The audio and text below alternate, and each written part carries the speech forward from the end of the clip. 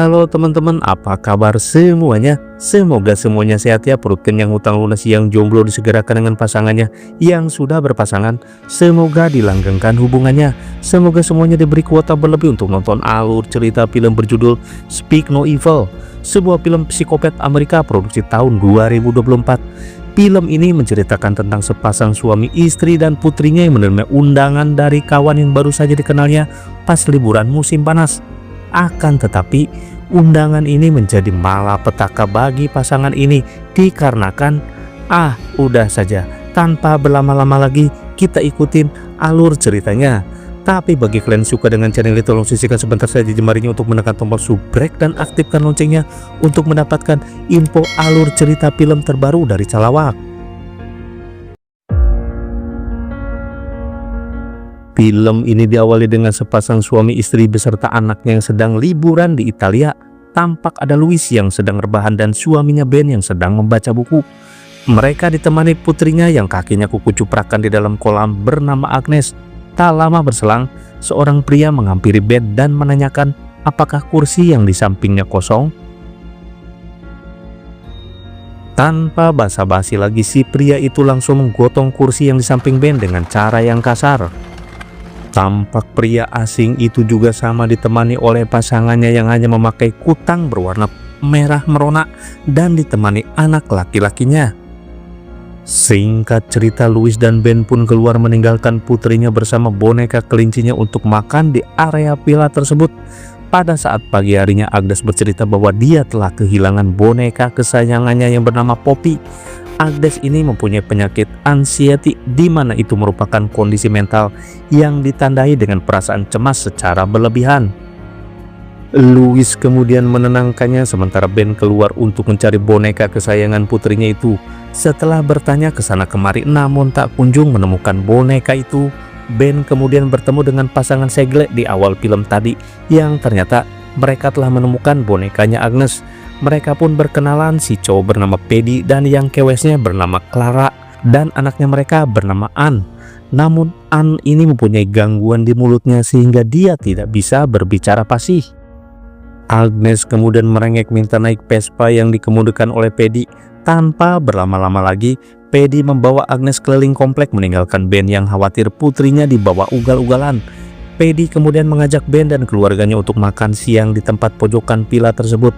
Mereka pun ngobrol ngalor ngidul dan semakin terlihat akrab. Paddy lantas mengajak keluarga Ben untuk liburan di tempatnya Paddy dan menjanjikan bahwa tempatnya sangat indah dan berada di pedesaan. Singkat cerita dan liburan pun usai, Ben dan Louis kembali ke London tempat tinggalnya. Ben berkata kepada Agnes untuk mulai pindah kamar karena usianya sudah 12 tahun. Lagian Ben dan Louis nggak bisa kokbrut setiap malam seperti yang Paddy dan Clara lakukan. Sesaat kemudian mereka mendapatkan surat dari Paddy yang mengajak mereka untuk main ke tempatnya yang berada di pedesaan. Dirasa itu hal yang bagus untuk terapinya Agnes yang mengidap anxiety. Louis memelas kepada Ben untuk pergi ke tempat Paddy. You know what? I think we should go. Akhirnya mereka pun pergi ke tempat yang sudah ditentukan oleh Paddy. Setelah menempuh perjalanan selama 12 jam, akhirnya mereka pun sampai di pedesaan pada saat tengah malam dan mereka pun langsung disambut dengan hangat oleh Paddy dan Clara. Good to see you, darling. Come on. Leave them on, don't worry. Sorry for the mess. Paddy kemudian menawarkan jus apel yang bikin oleng hasil racikannya sendiri. Beda dengan tempat tidur orang tuanya yang bagus, Agnes ditempatkan sekamar dengan Ann di kamar yang kumuh. Paddy kemudian memperlihatkan angsa yang sudah dimasaknya spesial menyambut kedatangan Ben sekeluarga. Paddy mengiris sedikit dagingnya dan memberikan ke Louis setengah maksa karena Louis seorang vegan. Kemudian daging yang dihuapkannya itu langsung dilepehkannya kembali. Hal yang aneh terjadi ketika Ben mau membuang sampah yang tiba-tiba saja dihampiri oleh Ann yang hendak mengatakan sesuatu, namun sayang belum juga Ben mengerti, Paddy sudah menyuruh Ann masuk ke dalam rumah.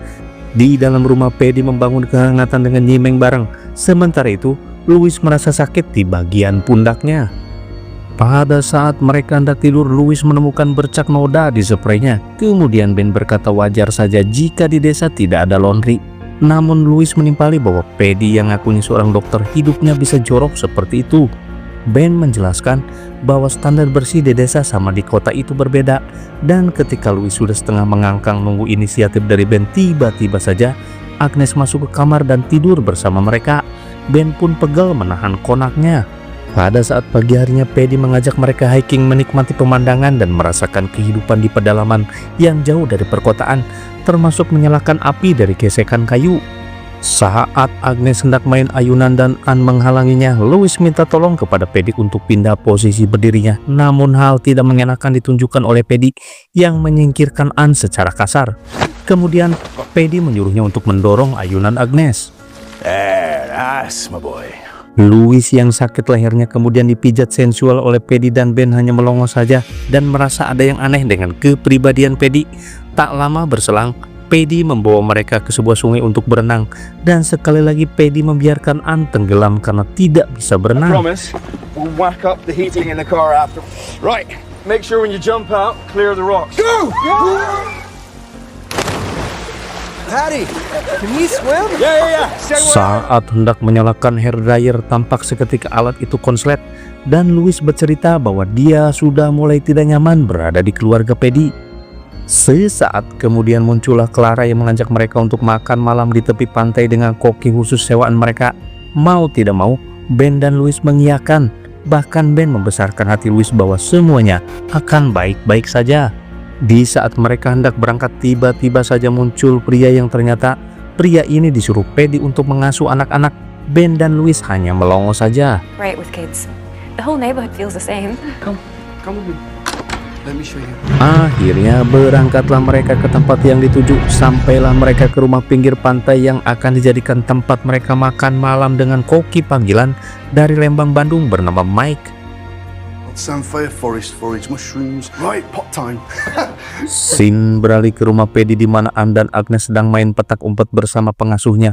Tiba-tiba saja Anne membuka laci yang isinya jam tangan mewah semua, dan Agnes hanya dibuat terbengong-bengong saja tanpa mengerti maksud Anne.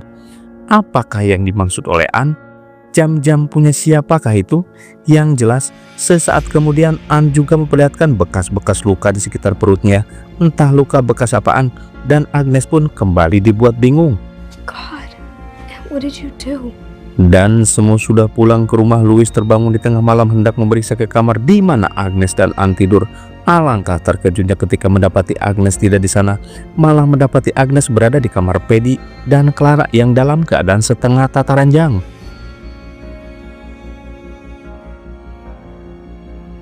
Louis yang shock parah pisan dan merasa ada yang tidak beres kemudian membangunkan Ben dan bergegas untuk keluar dari rumah itu.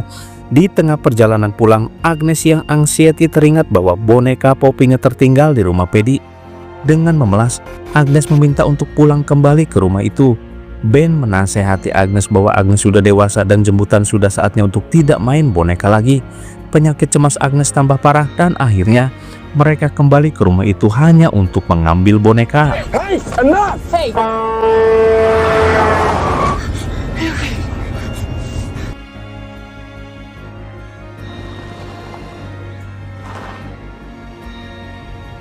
Setelah sampai, Ben kemudian masuk ke rumah itu dan menjanjikan hanya 2 menit saja sama Louis. Namun dirasa sudah melewati 2 menit, Louis pun keluar dan mendapati Ben dan Paddy sedang cekcok di dalam rumah. Paddy merasa tidak enak sebagai tuan rumah. Dia ditinggalkan begitu saja tanpa pamitan. Ben menjelaskan bahwa Agnes tidak nyaman berada di kamar sempit bersama Anne. Namun Louis mempertegas kembali bahwa Agnes kedapatan tidur bersama Paddy dan Clara yang membuat Louis merasa tidak nyaman. Clara kemudian minta maaf yang terpaksa dia lakukan karena sudah sejak lama Clara mendambakan seorang anak perempuan. Situasi menjadi dramatis ketika Clara bilang bahwa dia sempat mempunyai anak perempuan namun meninggoy di usia 18 bulan. I'm so sorry if I got it. Mendengar hal itu, Louis dan Ben pun terenyuh. Akhirnya mereka saling minta maaf dan memutuskan untuk kembali menginap di rumah itu. Di sela-sela kebersamaan mereka, Anne menuliskan sesuatu untuk Agnes dalam bahasa Denmark. Namun Agnes tidak mengerti. Sesaat kemudian, Clara menghampiri dan kertas tulisan itu langsung dimakan oleh Anne. I think, Agnes, that yours is the best. Sementara itu Paddy mengajak Ben jalan-jalan pakai mobil keliling ladang, dan di rumah Agnes mengatakan kepada Louis bahwa ada yang ingin dikatakan oleh Anne. Sementara itu Louis semakin mantap ingin pergi dari rumah itu ketika Paddy membentak Anne karena menari tidak sesuai seperti yang dimintanya. Ben merasa bahwa Agnes dan Anne menari sewajarnya dan tidak ada kesalahan yang fatal karena wajar mereka masih anak-anak. And Daddy, they're doing great. Yeah, but he's got no rhythm at all and he's spoiling. Come on, mate. Feel the music. This is the one, yeah? No! Paddy! Hey, Mr. Evan, hey, come on. Hey, turn it off. Turn it off. Go to your room! Paddy! Please don't. Sampai pada suatu saat ketika Paddy tertidur dengan perlahan Anne mengambil kunci dari celananya, dan benar saja ketika main lempar bola, Anne melemparkan bolanya semakin jauh dan itu mengarah ke suatu tempat, yaitu ruangan bawah tanah.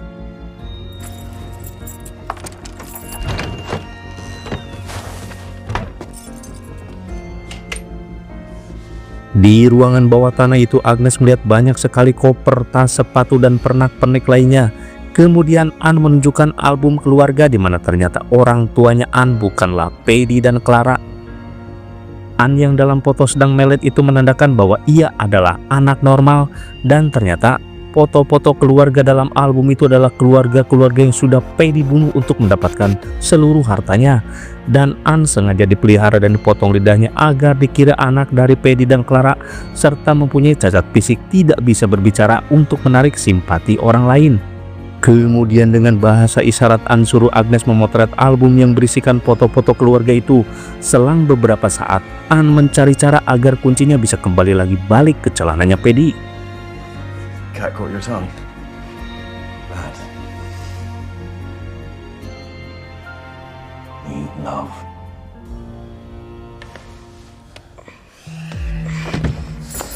Oh, fucking hell, what are you... Saat mereka sedang berkumpul, Agnes tiba-tiba menghampiri ibunya dan berkata bahwa ia mengalami awal menstruasi, dan Louis pun mengajaknya ke kamar. Di dalam WC, Louis shock pisan ketika melihat foto-foto yang ditunjukkan Agnes saat menyadari jika Paddy dan Clara adalah seorang codot psikopat dan Anne bukanlah anak mereka. Kemudian Agnes diminta untuk tenang sementara Louis akan memanggil si ayah. Mendengar Clara memanggilnya, Louis berencana pulang dengan alasan jika Agnes ketakutan akibat menstruasi perdana. Dengan begitu, sebisa mungkin mereka harus bersikap biasa dan normal-normal saja. Di tengah kepanikan, Louis berkata jika Agnes hanya mengalami menstruasi, namun karena Agnes mempunyai anxiety, jadi mendingan untuk mereka pulang saja. Mendengar hal itu, Paddy pun berusaha menghalang-halangi mereka dengan berbagai alasan. Akan tetapi mereka meminta maaf harus segera pulang. Melihat ban mobilnya kempes, Ben pura-pura tidak tahu dan akan tetap segera pergi. Namun naas, Paddy yang mengetahuinya langsung menegur Ben. Takut dicurigai, Ben akhirnya mau saja diajak mengambil perkakas ke gudang. Really bad luck. We got an annual membership. Steady.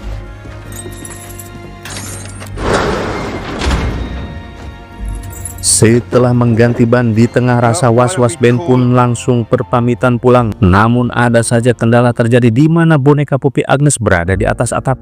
Paddy langsung mengambilkannya tangga dan menyuruh Ben untuk mengambilnya. Tentu saja setiap saat bisa saja Paddy ngabongohan untuk membunuh Ben.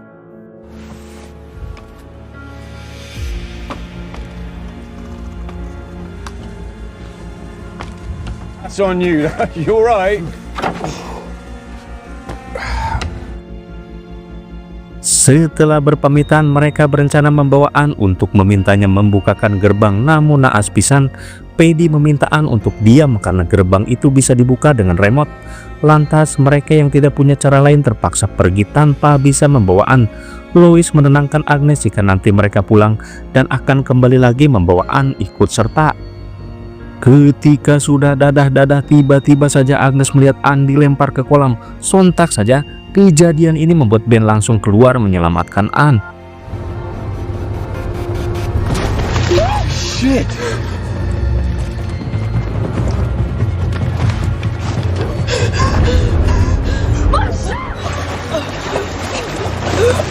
Naas pisan, akibat kejadian itu mereka pun akhirnya tertangkap. Singkat waktu, Lois yang dalam tekanan diminta untuk mentransferkan seluruh uangnya ke rekening Paddy.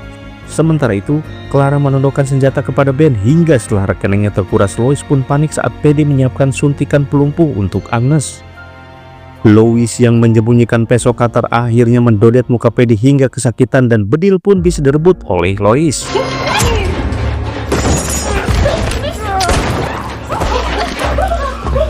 Setelah berhasil mengurung pasangan codot ini, mereka bergegas untuk pergi. Namun sayang pisan, ketika mereka dihadapkan dengan mobil yang masuk yang ternyata itu Mike sang koki temannya Paddy. Di tengah kepanikan, Lois dan yang lainnya kembali ke dalam rumah untuk bersembunyi. Sementara itu, Mike langsung membebaskan Paddy dan berkata jika mereka sedang bersembunyi di dalam rumahnya. Mendengar hal itu, Paddy meminta Mike untuk menghabisi mereka. Di saat itu pula mereka semakin dibuat panik saat Clara mematikan aliran listrik di rumah itu. Di tengah kebingungan, Ben yang menemukan botol arak berniat untuk membuat bom molotov untuk membakar atap jerami di peternakan itu. Saat molotov menggelinding ke mobil Paddy, mereka pun berniat melakukan perlawanan setelah menyembunyikan anak-anak terlebih dahulu. Di saat itu pula Mike memberitahu jika Ben berusaha membakar peternakan. Sementara itu Lois dan Ben meminta anak-anak untuk diam dalam lemari sampai situasi aman. Saat mobil Paddy meledak, Mike berusaha untuk masuk melalui atap sementara Clara masuk melalui basement.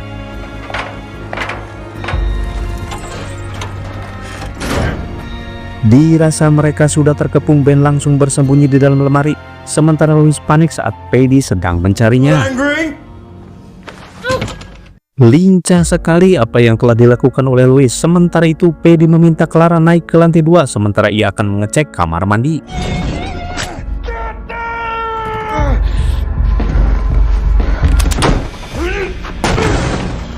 Dengan tipuan aplikasi bocil, Lois berhasil menyerang Paddy dengan cairan asam tepat di luka di wajahnya.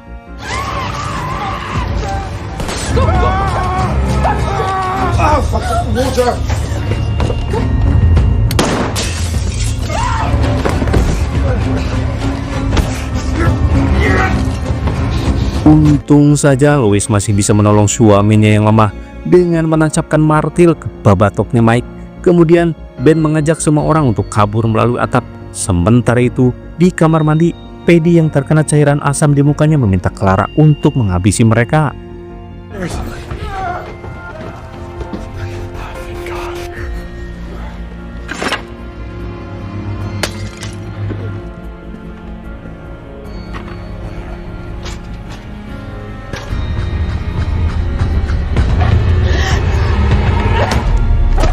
Akhirnya Clara pun meninggoy setelah jatuh dari atap rumah. Melihat tangganya ikut terjatuh, Ben terpaksa mengambilnya.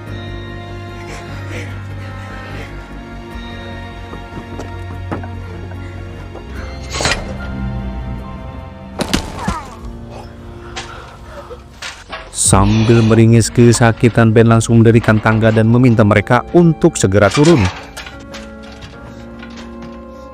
Tapi naas pisan ketika mendapati Agnes malah pergi sendirian dan tertangkap oleh Paddy.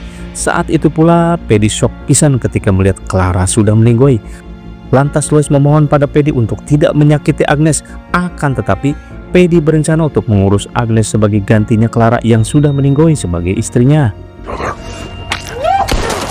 Sungguh tanpa diduga Agnes yang diam-diam membawa obat pelumpuh kemudian menyuntikkan Paddy di bagian pahanya. Dirasa Paddy sudah tidak berdaya lagi, Ben yang kesal berniat untuk menembaknya tapi dasar karena lemah akhirnya tidak jadi. Justru yang terjadi malah Anne yang kemudian menghancurkan babatoknya Paddy dengan sebuah batu karena merasa dendam keluarganya dihabisi oleh Paddy.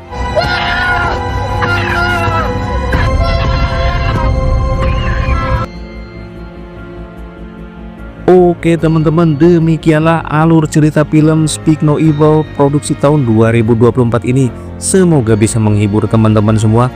Pesan yang bisa disampaikan dari film ini adalah hati-hatilah ketika kita mengenal orang baru. Dan jangan ujug-ujug so asik kalau belum tahu benar latar belakang orang yang baru kita kenal itu. Kesepian tanpa kekasih. Sekian dan terima kasih. Bye-bye.